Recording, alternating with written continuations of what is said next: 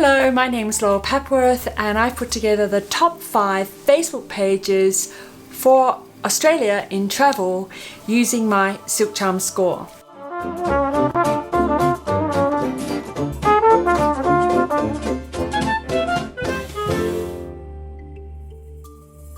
How do we analyze the top pages? Well, it's not just by subscribers. We also have to look at the number of posts for the last 7 days, the amount of engagement that page gets, the amount of community, if you like. I'm interested in voice, I'm interested in articles versus promotions. There's a range of different content calendars and diaries that I'm looking at. I'm also interested in the number of admins that the page has. Using only Facebook free tools, we analyze the admins, what countries they are in, how many countries. This is a travel page or travel site, so I need to know that the admins are capable of like languages or 24/7 support, anything like that. So we're looking at those kind of things. Given that Facebook apocalypse is upon us, the Facebook version 5, which is rolling out, increasing engagement with groups, putting groups front and center, I wanted to know if any of these pages were future-proofing against version 5 of Facebook. Programming schedule, thank God it's Friday, weekend restaurants, fan photo Friday, flashback Friday, throwback Thursday, anything like that that fits in as a regular programming guide. And along with all the other data sets, some of the really core ones, such as targeting audiences, ensuring that the page has a very clear targeted audience so that the algorithm doesn't get confused about which piece of content goes to whom. That needs to get sorted. So look to all of those things. Let's get on with page number 5. Page number 5 is the Flight Centre page, and Flight Centre sells holidays and tickets, and they had their cover photos from 2016, so I think that needs to be improved. And analysing the Flight Centre information, and if you look through the score on the page that I've given them, you'll see, although they've done 10 posts in the last 7 days and they have had 18% engagement, the majority of that has been through ads. They've had 220 active ads, and I think that will really indicate that they're buying attention and that engagement. So even though they have the highest engagement out of all the pages, I've named them number 5.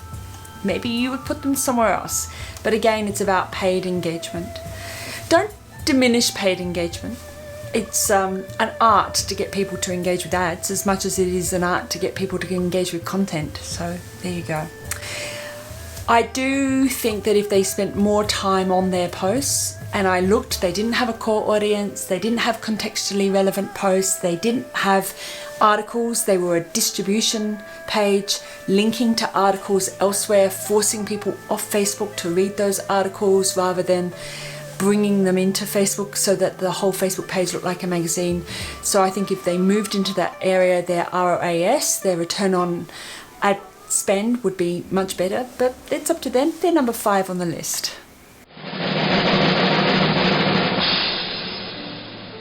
Number 4, destination marketing, is the Sydney Opera House. And the Sydney Opera House is an event page. So it sells tickets to events. It's iconic. Whenever you watch a disaster movie, the Sydney Opera House is one of those places, like the Eiffel Tower, that's one of the first places to go. So it's iconic. And it's iconic not only in Australia, but also around the world, which made it kind of interesting. They have 3 admins, and that covers India and Singapore. I would have thought maybe more admins and more languages, but there you go. The most popular content on the page for the last 7 days, not surprisingly, was an article about P.T. Barnum exploiting our First Nation performers And so I can see that there's a real need for deep content from this page, but a lot of the content is about tickets. This show's coming up on these dates, buy these tickets. The events section of their page is excellent. They don't have future proofing. As a company that's a hall of brands, meaning they have lots of different events for lots of different audiences, there will be a struggle with organic newsfeed. When you have teachers and children, when you have retirees, when you have opera and you have cutting edge performance dance, that's all kinds of audiences. Very rarely do you find one person that likes all of those things or meets all of those criteria. So there will be a challenge there. Other big destination sites like museums often have multiple pages, so that's something for Sydney Opera House to think about.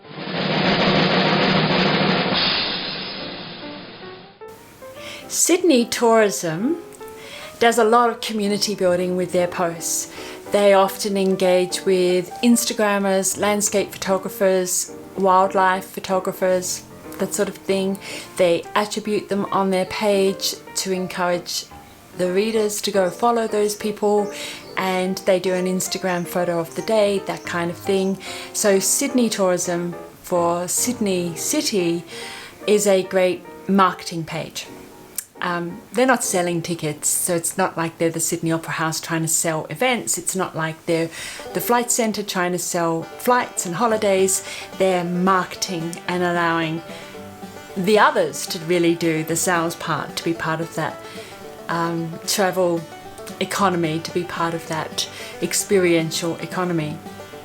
But as a marketing site, they do a great job with 2.7 million subscribers. Their engagement's about 4 or 5%. I would have expected it to be higher. The more you move towards being a travel magazine, the higher the engagement would be. Sydney Tourism only has 2 admins, which I have to say shocked me. And they had 6 active ads, so they're obviously, it's not an advertising agency running this. Advertising agencies would be running lots and lots of ads and split A/B testing and things like that. So a little peek behind the scenes, and I genuinely don't know. I'm not a Facebook page admin for Sydney Tourism, but if you know somebody who is, pass this on to them please, so we can double check a few things if they'll tell us. The programming schedule, like the Instagram photo of the day, is a good idea. People start waiting for that. It's like waiting for the evening news or waiting for your favorite TV program. Make sure you've got a programming schedule. Their voice is a little, I guess, it's not a bad voice, it's a friendly voice, but again, they're not selling anything, so they don't have to come in with the ask. It's always the give, you know, here's a great photo, here's a cute cuddly animal, that kind of thing. I did find it interesting that the Sydney Tourism page hadn't added any events for months and months. I think that's a misstep, and that might be why their engagement's only 4 or 5%. Helping people meet online and offline, running events, running edu-marketing is a critical part of the travel business, and I would expect to see them pick that one back up again. So in the last 2, I was a little shocked when I ran my score on both of them. I genuinely thought that the number 2 position would come number 1. It's my personal favourite. It's one I've been teaching on for quite a few years. It used to be the number 1 page in the world globally when they only had 2 million likes on the page. They had the most likes of any travel page in the world. They now have 8.5, and that's Tourism Australia. And Tourism Australia as a community page, as an engagement page, has the foundation stone there to do really well. Unfortunately, they dropped the ball in the last 7 days. Well, I don't know how long it's been going on for, but when they were running Fan Photo Friday, when they were running weekend restaurants, when they were running all of their programming schedule, their engagement was much higher. And I know because I used to look at it a lot and show it in class and explain it in class. So a very strong programming guide, a very clear core audience, the best core audience out of any of the pages that we're looking at for these top 5. Cashed up retirees. skis, spending the kids' inheritance. So no music festivals, no getting drunk on the beach, no surfing at Bondi with your mates. Leave all that for backpackers and Instagram. No conference venues, you know, no mixing up of the different kinds of audiences. This audience likes wine and cheese. They want luxury travel or glamping at least, and remote locations. So there's no, it's a very, very clear vertical on this page, and that makes it so easy for Facebook to say, we know the preferred audience, we know the core audience, we know the target audience. From that, we know the custom audience, we know the lookalike audience, and all the different types of psychographics that Facebook puts together. Tourism Australia gets 5 out of 5 for that. They do fall down on their engagement. They only have done 6 posts in the last 7 days, which is way under what you need to be doing to really climb the engagement list. Obviously quality posts, but Tourism Australia has lots of quality posts. And I would say though that their calendars typically are pretty good. I've only in the last few years seen them make a misstep a couple of times. There was a few buffet videos that went up to this audience that's not interested in the ochre. You call that a knife? I can't even do it. Maybe I might cut that one out. But that kind of a Crocodile Dundee sort of voice has no place on the Tourism Australia page, because it's about cute cuddly animals, beautiful landscape photos, and glamorous wine and cheese at wineries. And I think that they've nailed that as a luxury magazine perfectly. They're not mixing their audiences at all. Which leads me to the #1 Facebook page for travel in Australia, according to moi.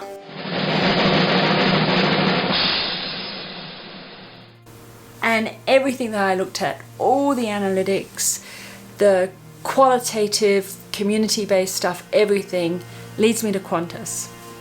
And I will say there is still room for improvement, but at 11% engagement, so 1.5 million fans and then 164,000 engagements in the last 7 days, awesome. 190 Facebook page admins, but for 20 posts, which tells me they've got a big advertising strategy, and absolutely there are 310 ads running on this page for Australia alone. There are 15 countries for the admins, so yes, what did I say? There's 190 admins in 15 countries, and I can really see that they're covering languages and a whole range of things. Now, this isn't the only Qantas page, this is the Qantas Australia page, but still, and they could be sharing admins across multiple pages, and more than likely would be, but excellent work.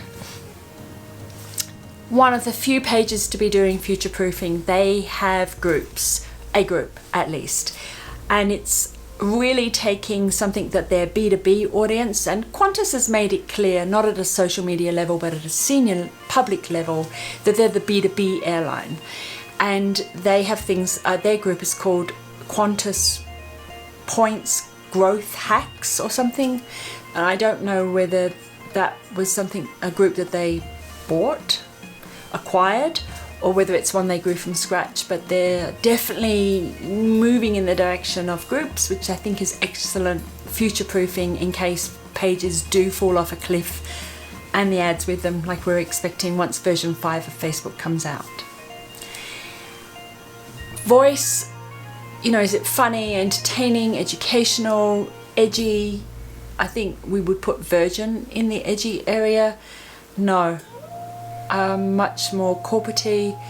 They also haven't figured out their audiences, so you really cannot put families with kids travel with backpacker travel with retiree travel all on the same page. Facebook will just split the audiences, choose one psychographic and deliver everything to that one psychographic, and then analyze your engagement rate on that psychographic and then drop you out of everybody's news feed if everything is too all over the place. So can't do that. Qantas is leaning towards their Q magazine or business thingy. I've forgotten what it's called. If you know, let me know. But imagine you're sitting on a Qantas flight and you pull the magazine out of the back of the seat in front of you and you open it up. It's all B2B travel, so it's about luxury places to stay, or it's nice restaurants, or it's high class fashion, expensive fashion. So the Qantas page is moving in that direction, and I think that that's excellent. There's this sort of feeling that Facebook is not good for B2B, which is ridiculous. CEOs are on Facebook, even if it's just to connect with their kids that are studying at Harvard or backpacking around Europe. So they're there, you can reach them, and Facebook will do a good job of finding your audience, delivering content to them, if only you optimize through the algorithm data sets for that. So Qantas is definitely making it there. Just checking. Oh, commenting. I didn't really put up a set for commenting, but when it's continually, please DM us, please DM us. What it looks like to the audience is you're not going to resolve the problem, and it's just going to be brushed under the carpet. It's better to inform the invisible audience of results where you can. Now, obviously, if you have to ask them for a credit card, don't do that in the comments. But if it is something like they ask for a 1-800 number or something, give it to them, because then you've stopped 20 other people from asking for that because they find it in the comments. But anyway, just think about how customer service is responding on the page. There is, of course, a possibility that the admins, of which there are 190, that some of them are customer service, some of them are agency, some of them are marketing, some of them are recruitment, which would be silly, but anyway, it's possible. Anyway, there you go. So the number one page is the Qantas page. I really thought Tourism Australia would win. I have to be fair. Presenting a marketing brand on social media is much easier than a sales brand. And what I mean by that is, if all you have to do is put up cute cuddly koala photos and have lovely wine and cheese, then, you know, it's easier to do than to say buy these tickets or purchase this holiday, and where you've continually got underlying everything you do the ask. I've seen great work by sales brands who simply do marketing and then allow that to build their brand awareness and brand loyalty and brand love, so that people do buy their products. But it's a big step, and I'm aware of that. So there you go. If you want to understand my score more, please go to this link. I'll also try and make some material available to you for download so that you can figure out your own scores for different things. The next video will be out in the next week, and that's going to be another top list. For those of you that are doing the Facebook and Instagram course with me at the end of October, I'll be going through this step by step so that you can analyze it for your industry, see all the tools that I'm using, and how to critically think about those tools so that we don't get just caught up on that subscriber numbers and engagement numbers and number of ads type of analytics, that we really dig in, what does this actually mean. And the 3-day advanced course is in Adelaide this year at the end of November, and that's for social media professionals, people who are professional within the industry, and usually it's for people who've done my other classes. So if you haven't done one of the other classes, maybe come to one of those first and then think about the 3-day course. But if you have done them, maybe I'll see you in Adelaide. Thank you for your time today. Now it's time for us to get back to work. Thanks.